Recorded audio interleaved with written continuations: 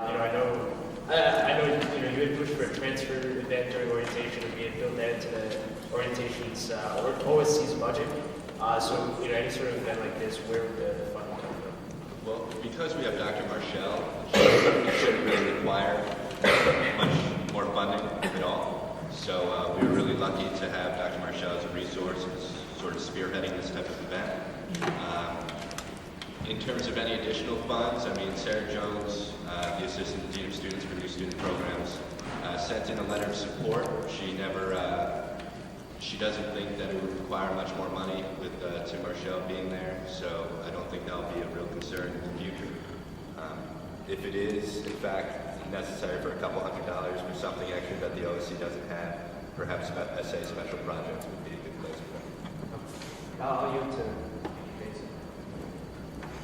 Well, I guess I was going to ask a question to Campbell. First, it's very difficult to devote essay special projects to like an annual thing because it's being voted on each year, so it's not necessarily a continuous thing. It might be an in-between thing before funding. But so for I guess this is more question for Dean Hubble. So where would New Student Programs is a part of the office of the New Students Office. So would this be housed? I mean, obviously we're talking about this being an event added to orientation, or at least a New Student Program. And if the thought this would be more kind of a Dean of Students event, or would it really be an orientation event? Well, I think we'd be flexible.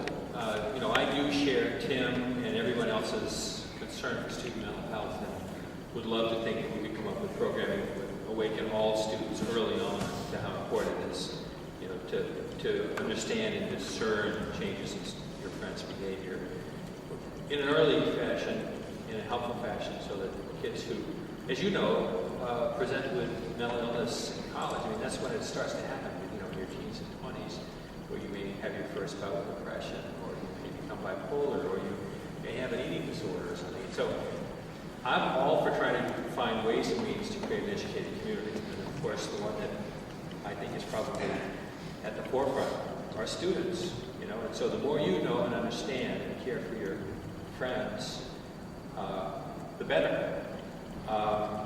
That doesn't mean that you want to be pop psychologists, but rather you know what you see and can refer. Just like if you had a friend who had a terrible fever, you get them to Gannett or to CMC.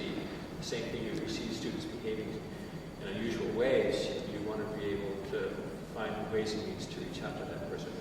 Now, with regard to the specifics,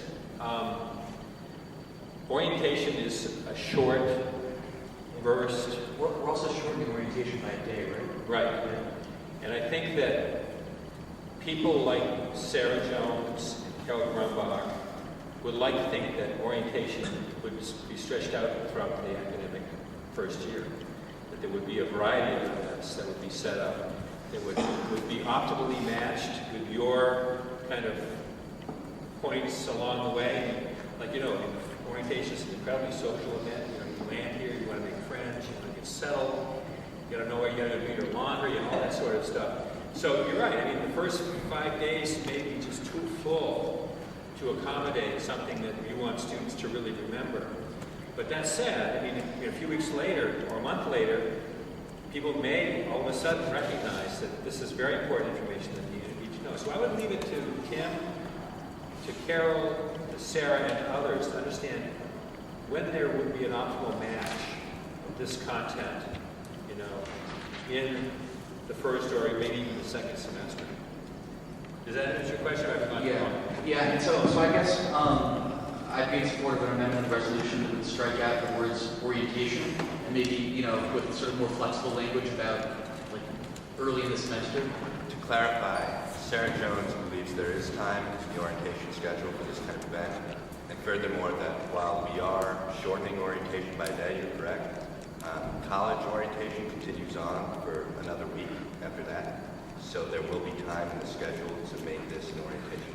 Okay. Yeah, again, because I was just sort of concerned about what the word orientation means to certain people. I mean, whether it's simply that orientation week before, the Friday and Tuesday before classes start, or whether that, in their minds extends beyond that.